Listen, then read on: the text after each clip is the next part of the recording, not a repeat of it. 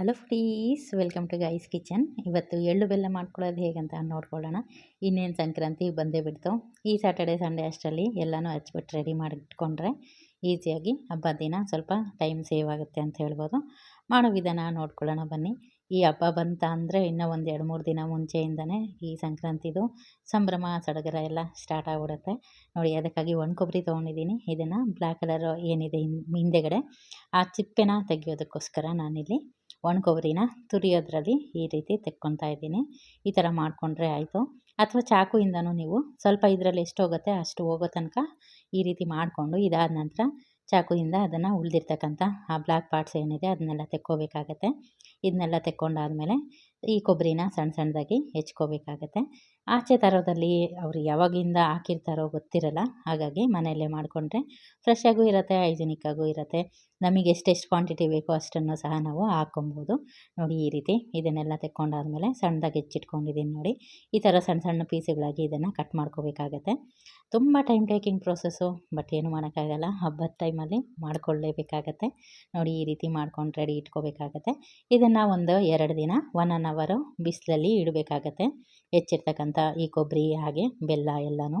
ಹಾಗೆಯೇ ಈಗ ನಾವಿಲ್ಲಿ ಎಳ್ಳನ್ನು ಹುರ್ಕೊಂಬಿಡೋಣ. ಇಲ್ಲಿ ಒಂದು 300 ಗ್ರಾಮ್ ಅಷ್ಟು ಎಳ್ಳನ್ನ ತೊಗೊಂಡಿದ್ದೀನಿ. ಆಲ್ರೆಡಿ ಇದು ರೋಸ್ಟ್ ಆಗಿರೋದೇನೆ, ಆದರೆ ಇನ್ನೊಂದು ಸಲ ನಾವು ಇದನ್ನು ಫ್ರೈ ಮಾಡ್ಕೋಬೇಕಾಗತ್ತೆ.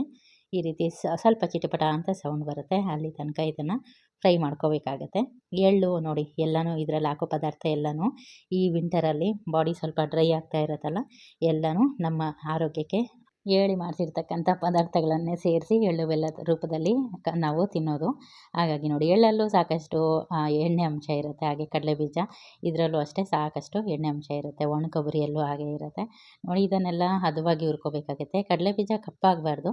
ಹಾಗೆ ಇದನ್ನು ಸಣ್ಣ ಉರಿ ಇಟ್ಕೊಂಡು ಸುಮಾರು ಒಂದು 20-25 ನಿಮಿಷ ತನಕ ಇದನ್ನು ಚೆನ್ನಾಗಿ ಫ್ರೈ ಮಾಡ್ಕೋಬೇಕಾಗತ್ತೆ ನೋಡಿ. ಸಿಪ್ಪೆ ಈ ರೀತಿ ಬಿಡಿಸಿದ್ರೆ ಹೋಗಬೇಕು, ಮೇಲ್ಗಡೆ ಕಪ್ಪಗಾಗಬಾರ್ದು. ಹಾಗೆ ಈಗ 2 ಹೋಳಾಗಿ ಮಾಡಿಬಿಟ್ಟು ಮುಂದುಗಡೆ ಏನಿದೆ ನೋಡಿ ಅದು ಆ ಒಂದು ಗಂಟನ್ನು ತೆಗಿಬೇಕಾಗತ್ತೆ. ಇಲ್ಲ ಅಂತಂದರೆ ಅದು ಕಹಿ ಬರುತ್ತೆ.